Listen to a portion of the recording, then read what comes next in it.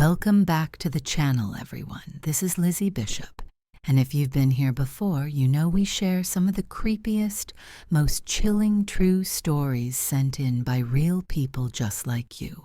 And if you're new, welcome. Grab a blanket, dim the lights, and get ready, because tonight's story will remind you that sometimes the scariest things don't happen in the dead of night, but in the quiet safety of a sunny afternoon.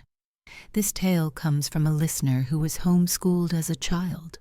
Life at home was usually simple, safe, and predictable. Classes were taught at the kitchen table, afternoons spent playing in the backyard, evenings with family. It was a quiet suburban life, the kind where you might leave the doors unlocked because nothing bad ever happens in neighborhoods like this. But one day, that illusion of safety was shattered. The house was nearly empty, just 3 siblings left behind while their mother took the younger kids on a field trip and their father was away at work. The day began as normal, quiet, uneventful, with nothing more than the sound of pencil scratching across homework pages. And then, without warning, the sliding glass door creaked open. At first, it seemed ordinary, as if a brother or sister had simply come into the house. But when the boy looked up, he realized it wasn't family at all. It was a stranger, standing inside their home. The boy telling this story was only 12 years old at the time. He grew up in a family of 7, 2 older siblings, 2 younger, and his parents. Life in their house was busy but comfortable. His mom was their teacher, guiding them through lessons each day, while his dad worked long hours to provide for the family. Their home was nothing extraordinary, just an average suburban house with a backyard big enough for kids to run and play. On that particular day, his mom had taken the younger children, 7 and 9 years old, on a little field trip designed for smaller kids. His father was away at work as usual, leaving only the 3 older children behind at home. It wasn't unusual. They were old enough to stay on their own, and each had school assignments to finish. His brother and sister both had their own rooms upstairs, while he shared a room with his younger brother. Because of that, he often preferred to spread out his books and work from the living room, where the space felt bigger and the sunlight poured through the windows. The house was quiet that afternoon, unusually still. No TV, no chatter, just the soft scratching of pencils, the rustle of notebook pages, and the occasional creak of the old wooden frame as it settled. It was the kind of peaceful silence you don't notice until it's broken, and that's exactly what happened next. From the corner of his ear, he heard the sliding glass door at the back of the house open. At first, he didn't even lift his head. The sliding glass door opening wasn't unusual in itself. After all, it was broad daylight, the middle of a school day. His older brother or sister could have stepped outside for some air, maybe wandered back in to grab a snack from the kitchen. The sound hardly seemed worth noticing. He bent back over his work, pencil in hand, eyes scanning the numbers in his math workbook. He expected almost automatically to hear footsteps padding across the carpet. He imagined the soft whoosh of the pantry door opening, or the creak of the stairs as one of his siblings headed up to their room. But the footsteps never came. Instead, there was silence. And silence, in a house full of siblings, was unusual. His pencil hovered above the paper, his ears strained for the slightest movement, the familiar pattern of life that should have followed. But all he heard was the ticking of the wall clock in the family room, slow and steady, each second stretching longer than the last. Something wasn't right. Curiosity tugged at him. He turned his head toward the patio entrance, where the glass door stood just around the corner, barely in view from where he sat at the dining table. And then, in that fraction of a second, his entire world shifted. A man was standing inside the house. Not his father, not a neighbor, not anyone he recognized. The figure lingered just beyond the doorway, his back half turned, gazing toward the hallway that led to his dad's home office. He wasn't moving quickly or nervously, like a burglar caught in the act. Instead, he stood with a kind of calm presence, as though he belonged there, as though he had every right to walk into a stranger's home in the middle of the day. The boy's heart slammed against his ribs. For an instant, his mind couldn't process what his eyes were telling him. This wasn't supposed to happen here. Their neighborhood was quiet, safe. They left the back door unlocked sometimes without a second thought. Bad things like this didn't happen to families like his. But the man was real. He was there, inside their home. The boy's first instinct was to freeze. He kept perfectly still, barely daring to breathe, hoping the man wouldn't notice him tucked in the corner of the living room.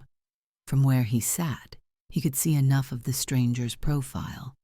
The unshaven jaw, the loose jacket, the way he tilted his head slightly as though listening for something deeper inside the house. 1,000 thoughts flashed through the boy's mind in a single second. Should he shout? Run? Pretend he wasn't there? Fear made the decision for him. He pushed his chair back as quietly as he could and slipped off toward the hallway. The carpet muffled his steps, but every muscle in his body was tense, waiting for the intruder to whirl around and spot him. The hallway stretched long and shadowed, lined with bedroom doors. His sister's room was closest. He bolted inside and shut the door softly behind him. She looked up, startled, her eyes widening as he whispered the words that sent a chill down her spine. "There's a man in the house." For a moment she didn't believe him. Maybe she thought he was playing a prank or letting his imagination run wild. But his pale face and trembling voice convinced her. She reached for the phone on her nightstand, dialing with shaking fingers while he leaned against the door, listening. Each second felt like an hour. The silence in the house was suffocating. Was the man still out there, moving through the kitchen, heading up the stairs? They didn't know. The boy's older brother soon joined them, eyes wide with fear. The three of them huddled together, the phone pressed against his sister's ear as she whispered their address to the dispatcher. Every creak of the house, every groan of the wooden frame made their hearts race faster. Time seemed to stop. Would the doorknob suddenly turn? Would the man find them hiding there? They didn't dare make a sound. They barely even breathed. Then, at last, after what felt like forever, there was a knock at the front door. A voice called out, "Police!" Relief washed over them. The brother cautiously cracked open the bedroom door, peeked down the hall, and confirmed what they had been praying for. Red and blue lights flashed faintly through the curtains.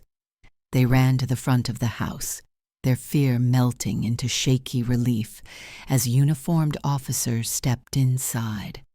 The siblings explained everything in rushed voices, how the man had come in, how he had stood there so silently, how they had hidden and called for help. The police searched every inch of the home. They checked the office, the pantry, the garage, even the closets. The man was gone.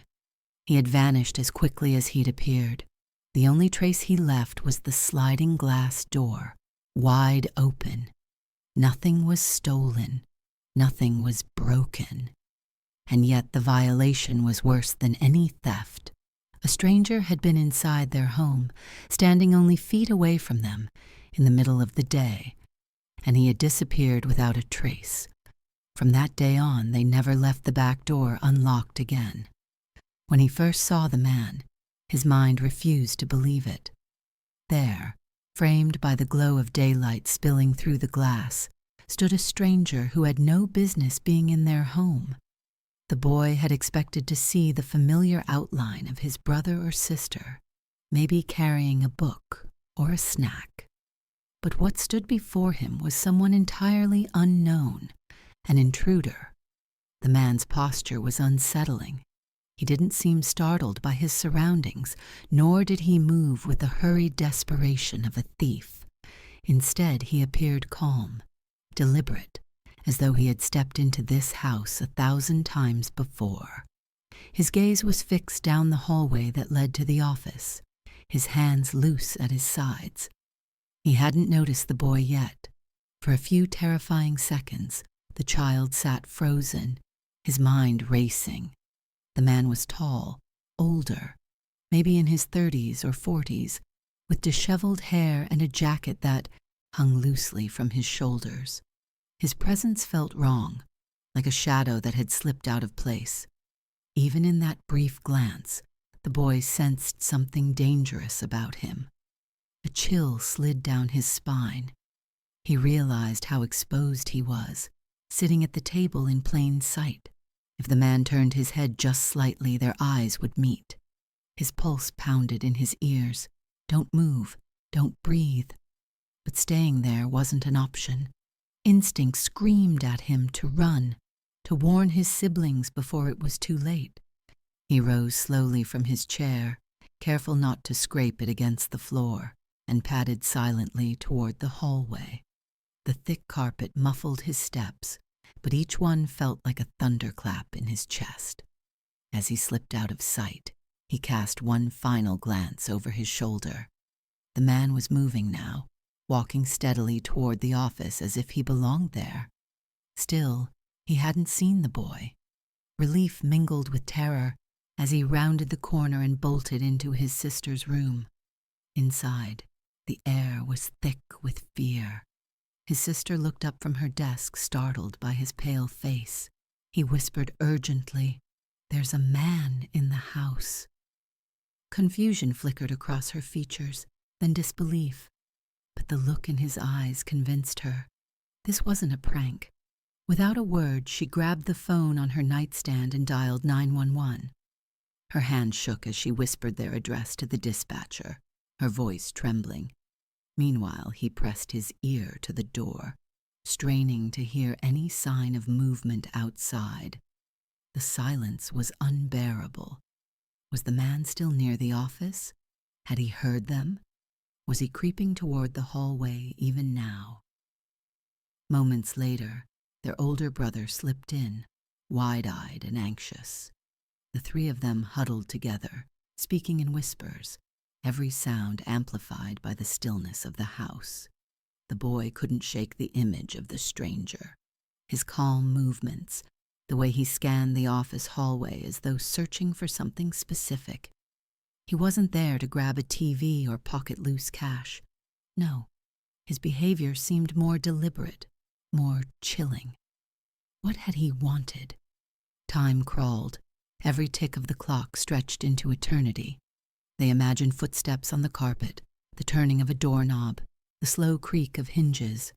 Yet the silence persisted. And then, the sudden heavy knock at the front door. "Police!" a voice called. Relief crashed over them like a wave. Their brother crept to the hallway, peering around the corner to confirm the flashing red and blue lights outside. The siblings poured out of the room, their legs shaky, their hearts pounding. The officer swept through the home, searching every room, every corner, every closet. But the stranger was gone. He had vanished as if he'd never been there at all. The only sign of his presence was the sliding glass door, wide open, swaying gently in the breeze. Nothing was missing. No drawers rifled through, no electronics unplugged. And yet, the sense of violation was suffocating. A stranger had entered their sanctuary, walked calmly through their home, and disappeared without a trace. From that day forward, the family never again left a door unlocked, not even for a moment. The memory of that man, the way he stood there, silent and deliberate, haunted them for years. Because sometimes the scariest monsters don't come in the dead of night.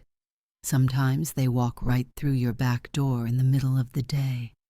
Inside the small bedroom, time seemed to warp. Seconds felt like minutes, minutes stretched into hours. The three siblings were pressed together, whispering in hurried fragments, their voices low and shaky. The boy couldn't stop replaying the image of the man in his mind. The loose jacket, the unshaven jaw, the way he walked so calmly into the hallway, as if he owned the place.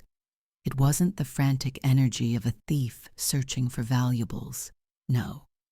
His movements had purpose, control. That was what made it terrifying. His sister held the phone tightly against her ear, speaking in quick whispers to the 911 dispatcher. She gave their address, explained that someone had broken into their home. "Please hurry," she begged, her voice trembling. The dispatcher reassured her that officers were on their way and told her to stay on the line. The boy pressed his ear against the door, every nerve in his body alive with dread. He half expected at any moment to hear footsteps padding softly toward the hallway, to see the doorknob jiggle, to watch it slowly turn. He imagined the creak of hinges opening, the silhouette of the stranger filling the frame. But there was nothing. The silence was worse than noise. It left them guessing. Is he still here? Did he leave? Is he hiding somewhere in the house? Their imaginations painted pictures more terrifying than reality. The man crouched behind the couch, waiting, standing motionless in the office, listening, hiding in a closet just feet away. His brother clenched his fists, trying to look braver than he felt. "If he comes in here," he whispered, "we'll fight him together." But his voice cracked, betraying the fear in his chest. They all knew the truth. They were just kids. If the man wanted to hurt them, they wouldn't stand a chance. The boy's heart pounded so loudly he thought it might give them away. He pressed his back against the wall, staring at the door, willing it to stay shut. Every creak of the house made them jump, the settling of wood, the hum of the refrigerator, even the ticking of the clock. In their fear, every sound became a threat. His sister's voice broke the silence again. "The police are almost there," she whispered, covering the phone with her hand. "Just stay quiet." And so they did. The room was stifling, their breaths shallow, their bodies rigid with tension. It felt like being trapped in a nightmare, waiting for something inevitable to happen but powerless to stop it. At one point, the boy thought he heard movement, faint, deliberate, coming from somewhere down the hall. His blood turned to ice. He motioned to his siblings to be silent, his wide eyes telling them everything. They froze, ears straining. The sound stopped. Was it real, or just his imagination? He couldn't be sure, but the fear grew heavier with each passing second. Finally, after what felt like a lifetime, a sudden knock shattered the silence. A loud, authoritative voice called from the front door. "Police!" Relief crashed over them so fast it made the boy dizzy. His brother crept to the door, eased it open, and peered cautiously down the hallway. Red and blue lights flickered faintly through the curtains in the living room. "They're here," he whispered, his voice trembling with relief. They rushed out together, their legs weak, their bodies shaking with adrenaline. The sight of uniformed officers stepping through the front door was the most comforting thing they had ever seen. The siblings spoke over each other, voices tumbling out in a rush, explaining what had happened. The sound of the sliding glass door, the man standing in the hallway, the desperate phone call. The officers listened carefully, nodding, their faces grim. Then they began their search. The kids huddled together in the front yard, still too frightened to remain inside. From where they stood, they could see flashlights sweeping through the windows, beams of light cutting across walls and ceilings. Doors opened and closed. Officers' voices echoed faintly as they called to one another. At last, the search ended. The police emerged, shaking their heads. The intruder was gone, no sign of him anywhere. But there was proof he had been there. The sliding glass door, wide open.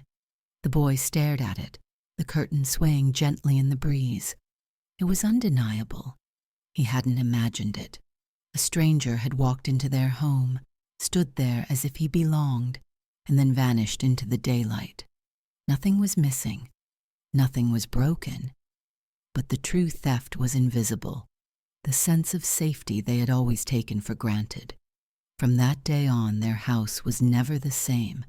Every door was double-checked, every window latched tight. What had once been an ordinary, quiet home now carried the memory of a man who had stepped through their back door uninvited and disappeared without a sound. And for the boy, the lesson was clear. Sometimes the most terrifying moments aren't the ones that scream, but the ones that stand silently in your living room, watching, waiting. The flashing lights faded from the street long after the police cars had pulled away. Their presence had filled the siblings with relief, but once the officers were gone, the silence returned. Heavier now, almost unbearable.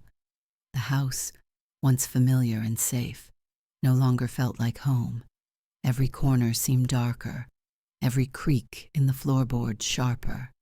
They had been told by the officers that the man must have slipped out when the boy ran to his sister's room, leaving through the same sliding door he had entered. "He's gone," the officers said. "You're safe now." But safety was just a word, and words couldn't quiet the fear in their hearts. That night, none of them could sleep. They all stayed upstairs, huddled in the same bedroom, whispering to one another as the minutes stretched on. Every sound outside, the rustle of leaves, the hum of a car driving down the street, the distant bark of a dog set their nerves on edge. At one point, the boy thought he saw a shadow pass by the window.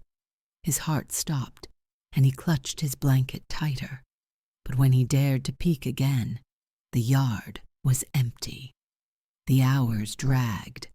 At midnight, the house seemed to groan louder than ever before. The siblings jumped at every noise. They couldn't help but imagine the man returning, slipping through another door or hiding in the shadows. What if he was still inside, tucked away in some closet the police had overlooked? The thought was unbearable. Their parents eventually came upstairs trying to calm them. Their mom reassured them again and again. "He's gone. It's over." Their dad double-checked every lock, pulling at the windows, sliding the glass door shut and securing it with a metal bar. Yet even with those precautions, the fear lingered. For the boy, lying awake in the dark, the long wait became an endless test of nerves. He tried closing his eyes, but every time he drifted, he saw the man's face, or rather the lack of one. He couldn't remember the man's exact features, only the impression of him. Tall, unshaven, calm. It was that calmness that haunted him most. The man hadn't rushed, hadn't stumbled. He had walked into their home like he knew it, like he had planned it. The night stretched on. 2 o'clock, 3 o'clock. The boy's body begged for rest, but his mind refused. Sleep, when it finally came, was shallow and restless, full of uneasy dreams. The next morning, the sunlight did little to ease the tension. The house looked the same, but it didn't feel the same. The sliding door, now locked tight, seemed like a wound in their home, a reminder that someone had crossed its threshold without permission. Days passed, and the fear slowly dulled, but it never disappeared. Each time the boy sat at the table to do his schoolwork, he found himself glancing at that glass door, half expecting it to slide open again. Every knock at the door made them flinch. Every unfamiliar car on the street caught their attention. The family developed new habits. They double-checked the locks every night, sometimes more than once. They avoided leaving doors or windows open even in the middle of the day. The once ordinary act of stepping outside for fresh air now carried a weight of caution. And for the boy, the memory lingered in sharper ways. Sometimes, in quiet moments, he would remember the exact stillness of the intruder, the way the man stood in their home as though waiting for something. The question gnawed at him. What was he looking for? Why didn't he take anything? Why had he come at all? No answers ever came. The police never found him. The neighbors had seen nothing unusual. The incident remained an unsolved mystery, a scar on the otherwise peaceful fabric of their suburban life. But perhaps the worst part of all was the waiting, the endless minutes huddled in that bedroom, clutching one another, praying the man wouldn't find them. That memory burned deeper than any other, because in those moments, the boy had felt powerless, trapped, and utterly vulnerable. And years later, even as he grew older, that feeling stayed with him. It was the kind of fear that doesn't fade easily, the kind that returns in quiet moments, reminding you that danger can appear anywhere, even in the middle of an ordinary afternoon, even in the place you call home. Because sometimes the longest wait isn't just for help to arrive. Sometimes it's the endless wait for fear to loosen its grip. In the days that followed, life inside the house shifted in ways both subtle and profound. On the surface, nothing had changed. School lessons still took place at the kitchen table, dinner still filled the air with warmth each evening, and the yard outside remained just as quiet as before. But beneath that surface, everything was different. The sliding glass door, once just another entryway to the backyard, now felt like a symbol of vulnerability. Each time the boy walked past it, he remembered the sight of that man standing there, calm, silent, uninvited. Even when it was locked tight, the door seemed fragile, as though danger could slip through at any moment. The family's habits transformed overnight. Every door was checked, not once, but twice. Windows were kept shut, curtains drawn after sunset. Even in broad daylight, the boy's mother reminded them, "Lock the door behind you." It became a mantra, a ritual born of fear. For the children, the experience left deeper marks. They had learned, in the harshest way possible, that safety is not guaranteed, not even in the comfort of your own home. The boy found himself glancing over his shoulder more often, listening for sounds others ignored. He had never noticed how many small noises a house makes until that day, and now every creak felt like a warning. The intruder had taken nothing. He left no fingerprints, no broken furniture, no stolen valuables. And yet, what he did steal was far greater. Their sense of innocence, their unshaken trust in the world around them. Years later, the memory still lingered. The boy could never quite forget the stillness of that moment, the way the man seemed to belong in a place he absolutely did not. It taught him a lesson he carried into adulthood. Evil doesn't always come in the dead of night. Sometimes it walks quietly through your unlocked door in the middle of the day. And that is what made it terrifying. And that's where tonight's story ends. A quiet afternoon, a normal day, and a stranger who walks straight into their home. No answers, no closure, just the chilling reminder that safety can vanish in an instant. If this story gave you chills, don't forget to hit that like button. It helps the channel more than you know. And if you're new here, subscribe and join us for more real-life horror every week. This is Lizzie Bishop, and until next time, lock your doors, stay safe, and sleep with one eye open.